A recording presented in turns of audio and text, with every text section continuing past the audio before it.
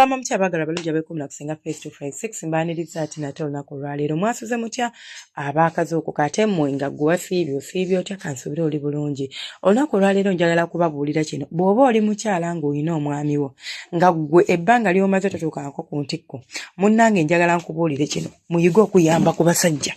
Omusajja bw'aba akuzina muyambeko okuba ng'asobola okutuusa ku ntikko. Okimanyi nti nno oluusi oba ebiseera ebimu osobola okweyambayamba gwe kennyini ne weetuusa. For example, waliwo kasitayiro ke tuyita missionary. Ng'omusajja akuzina ng'oli muka missionary, bannange osobola okweyamba otya. Tugambe ali kuweeweeta akuliko kasita abeera nga takubuutikidde bannange. Abasajja nabaganya okubuutikira omukazi. Omukazi omubuutikira nga talina wosiza. Naye bw'aba takubuutikidde ng'akuzina ng'akuwadde space, kitegeeza osobola okukozesa ku mikono gyo. Kwata omukira gwe ogweyise wakati awo ku bukyala bwo. Otandika okuguyisaawo mpolampola ng'olinga ayagala okuba kacabali, naye ate nga toli kuba kacabali, kijja kuyambako nnyo okuba nga oyongera ku kuyimako. Nabagamba okutuuka ku ntikko, it's a build up attention oba obwagazi obubeera bukuŋŋaanyiziddwa omubiri gwaffe obuyitiridde bwe buvaako omukyalo okubeera nga otuuka ku ntikko. So yongeza ku bwagazi bwo ng'okwata omukira gw'omusajja n'oguyisaawo mu magulu go wakati, toguyingiza unless ng'owulira nti kati otuuse okuguyingiza. Naye bw'oba owulira nti kuli kuweweeta toli kuyima bulungi, naawe oli awo mb'olinda ategeere we watuufu waakwata, my dear, kwata omukira weekoleko. Kwata emikono gyo wabanga ali eri, osobola okuweweeta ku musino gwo nga naye bwakola ebibyo. Tekiba kya bukaba, tekiba kya buswavu ogw'omubiri gugwo nabbaawo.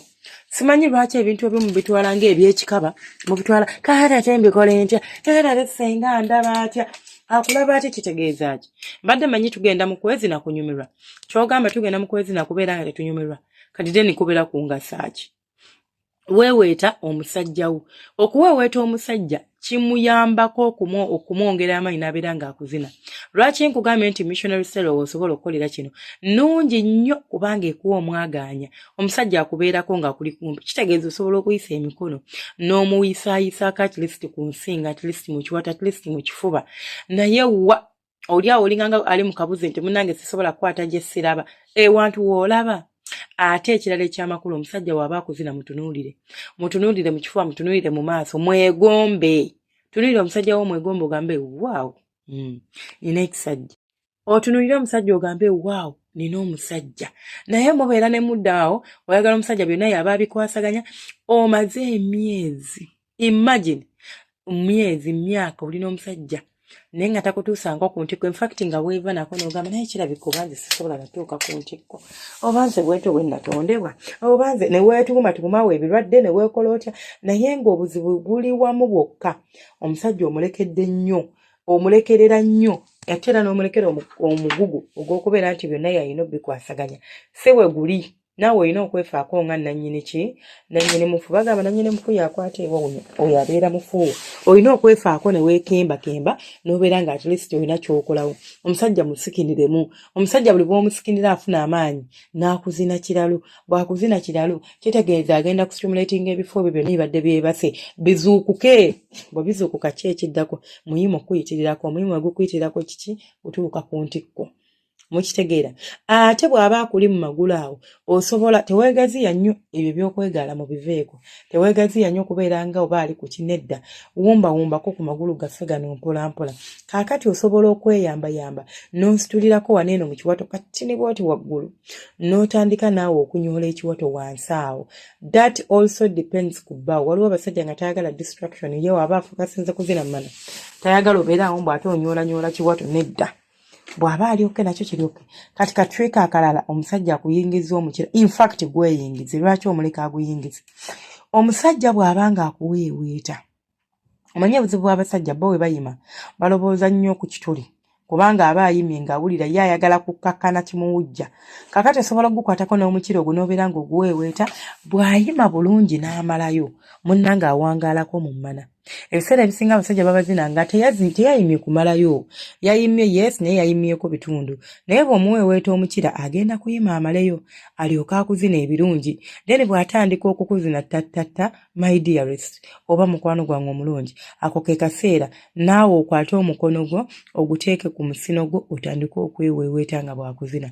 Katugambe akuzinya manya omubiri gwe oba ogumanyi ogenda owulira nga otandise okwogera ennimi kaakati awo kyokola okwanguya sipiidi yo oba okwongeza ku bwagazi bwo ojja kunkwatira mukono tweka ku musino weeweete nga naye bwakuzina mukwano ojja kumala ebyo muwoza nti simala ezo eŋŋombo z'abali abatalina feelings beeboogera ebyo nti anze nabivaako senga anze senga wange kasita agira bw'ati byezo biveeko oba toyina feelings ate mwejjanjabi temuddawo okubeerawo omuntu nga toyina feelings okwezina tekukunyumira mu mazima Katonda mugulu okwezina kuba tekunyuma tosobola kutuuka ku ntikko kati ogenda tuuka otya ku ntikko nga n'okwezina tekuli kunyumira kuyina okunyumira okuba nga otuuka ku ntikko andi okwezina kugenda kunyumirwa kutya ng'olina feelings mufune ku ddagala lya feelings wano eno ndibalagiriranga bulijjo bwereere free of charge genda omufunire omulandira gw'olumbugu gufumbe nywa oba gukolemu ensaano teeka ku mazzi nywa naye osooka gukaaza oba guwanikako mu kasana nga tonnagufumba okuggyamu amasanda ago oluusi agabeeramu n'obeera ng'osobola okufunamu ekyoyagala okuggyamu so mweyambe mulekerawo okulekerera abasajja olowooze nti alina okukola buli kimu nti ate ajja kukutuusa tajja kubanga naye munnange naye aba alowooza kimu ekituli kiri wamumaliriza emikolo mbeere nga nzikakkana ekimpujju omusajja bw'ayima abanga aliko ekimwambadde leka gwe n'okuleka mweyambe bwetyo betujja okunyumira okwezina ate era osobola okubeera nga otuukako ne ku ntikko omusajja akuzina ali awo mu magulu go muli mu kamissionary osobola okubeera ng'omumiima olaba obanga asiba omusulo doza kego exercise jjukira obeera wansi ako kafo kalungi nnyo ak'okumimiramu omusajja bw'omiima omusajja birungi ki by'ofuna mu ggwe kennyini owulira obuwoomi lwaki kubanga ebisenge by'emmana babeera babiweeweeta bulungi nnyo omukira guba gubiweeweeta bulungi nnyo